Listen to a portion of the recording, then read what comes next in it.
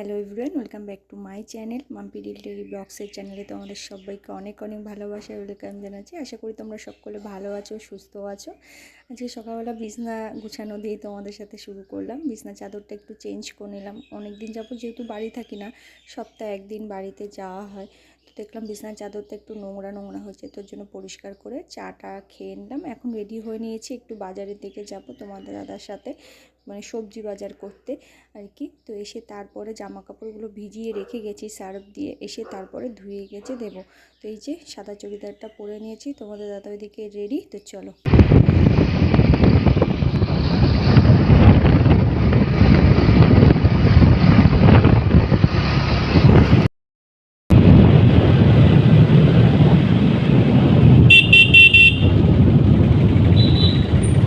চলে এসেছি বাগজেলার হাটে। আমাদের এখানে শনিবার আর কি জন্য বার, একটা বুধবার না কী বার হাট হয় বাগজেলায়। তো এখানে আমরা বাজার করতে আসি শনিবার দিন, যেহেতু তোমাদের দাদা বাড়িতে থাকে, তো শনিবার দিন বাজারে করাই হয়। তো ওর জন্য বাজার করতে আসলাম। আলু টালু নেওয়া হয়ে গেছে, এদিকে বেগুন ঠেগুন নিয়ে নিলাম। আর এদিকে দেখো কত রকমের মাছ, আজকে বেশ ভালো মাছও উঠেছিল দেখলাম বাজারে। কিন্তু না, আজকে তো মাংস নেওয়া হবে, ওর জন্য মাছ দেখে টেকে নিলাম। সেরকম একটা দামটা একটু বেশি ছিল এই যা। তো চলো আর বাদ বাকি দেখি কি ঘুরে টুরে কেনা যায়। তো তারপরে অনেক দিন যাবো তোমাদের দাদাকে বলছিলাম আর কি, একটু হাঁসের মাংস খেতে ইচ্ছে করছে, তো ও একটা হাঁস নিল। এদিকে দেখো এখানটি কিন্তু হাঁস, মুরগি, পায়রা সব কিছু আর কি বিক্রি হয়। তো বাজার থেকে এসে তোমাদের সাথে কিচ্ছু শেয়ার করতে পারিনি, এসে আবার একটু বাজারে গেছিলাম, একটু জিনিস কিনেছি, সেটা তোমাদেরকে বাড়িতে গিয়ে দেখিয়ে দেবো কী কী কিনেছি কি না কিনেছি। বাড়িতে গিয়ে দেখাবো না, চলো এখনই দেখিয়ে দিই কী কিনেছি না কিনেছি। ব্যাক ক্যামেরা করেই দেখাতে হবে তোমাদেরকে, দাঁড়াও। তো এই যে দেখতে পাচ্ছ, একটা ব্লাউজ কিনেছি রেড কালারের নতুন। তো কীরকম হয়েছে ব্লাউজটা প্লিজ কমেন্ট বক্সে জানিও। এটা কেনার জন্যই গেছিলাম মেন। আর তোমাদের দাদা কিনেছে, দাঁড়াও, একটা জিন্স কিনেছে। যে এই দুটো কেনার জন্য বাজারে গেছিলাম, তার জন্য আর ভিডিও শ্যুট করতে পারিনি। চলো আর কি কি রান্না হয়েছে দুপুরে সেটা তোমাদেরকে একবার দেখিয়ে দিই। দেখা, এখানে মা করেছে ভাত, বাবার খাওয়া হয়ে গেছে, মেয়েরও খাওয়া হয়ে গেছে, মেয়ে পড়তে চলে গেছে, বাবা তাস খেলতে চলে গেছে। এখানে আছে লাউ লাউ হ্যাঁ লাউ ঘন্ট করেছে। আর এখানে আছে লাউ দিয়ে ডাল, মাংসটা দাঁড়াও দেখাই, এই যে মাংস। ব্যাস, এই হলো আজকে দুপুরে আমাদের মেনু। এরকম হয়েছে, মাংসটা আমি করেছি, আর ওগুলো সব বাদ বাকিগুলো সব মা রান্না করেছে। কালারটা কেমন এসছে সেটা অবশ্যই জানাতে ভুলো না। দুপুরে খাওয়া দাওয়া করে একটু শুয়েছিলাম, তারপরে 5টা নাগাদ উঠে পায়েস বসালাম।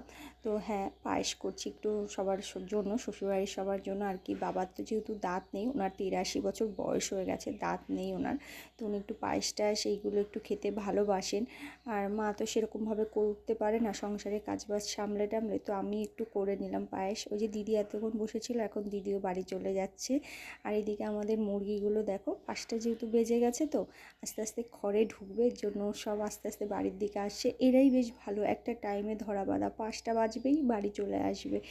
তো সেরকমই এরা এখন আস্তে আস্তে ঘরের দিকে যাবে। তো ওই যে আমাদের এইদিকে ঘরটা আছে আমাদের ঘরের পাশেই। তো এদিকে পায়েস আমার রেডি, দেখতে কেমন লাগছে অবশ্যই জানিও। আর সত্যি কথা বলতে কি বলো তো, আপনজনদের জন্য, মানে নিজেদের লোকেদের জন্য হোক বা আপনজন বা প্রিয়জনের জন্য যদি নিজের হাতে কিছু বানানো যায় না, সত্যি খুব ভালো লাগে। আর সত্যি খুব ভালো লাগছে যে আমার শ্বশুরমশাইকে আমি পায়েস করে খাওয়াচ্ছি। আগেও তোমাদেরকে বলেছি যে উনি আমার হাতে রান্না খেতে বেশ ভালোই বাসে। আর এইদিকে এই যে আমাদের এখানে ফুল বাগান, তার সাথে দেখো মায়ের লাগানো কুমড়োর ডোগা বেশ ভালো বড় হয়ে উঠেছে, এই পাশে 3খানা পরপর আছে। তো চলো দেখি এখন আর কি কি কাজ আছে, তারপর আবার পরে সন্ধ্যাবেলা কথা হবে তোমাদের সাথে। হ্যাঁ, সন্ধ্যাবেলা কিছু ছিল না করার, মা একটু ডাক্তারের কাছে গেছিলো তোমাদের দাদার সাথে, তারপরে আসলো নাতি। এই যে শিল্পী এসছে, একটু গান করো, একটু গান করো,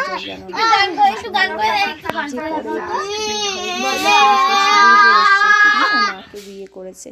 তারপর ওর সাথে একটু মজা দুষ্টুমি করে সময়টা কাটিয়ে নিলাম। আর ভিডিওটা সত্যি খুব ছোট হয়ে গেছে, মাত্র 5 মিনিট 51 সেকেন্ডের একটা ভিডিও হচ্ছে।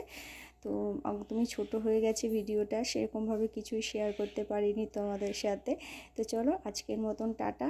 আর এই দুষ্টুর সাথেই সময় কাটিয়েছি। এটা কিন্তু আমাদের নাতনি হয়, ও খুব দুষ্টু আর খুব চঞ্চল।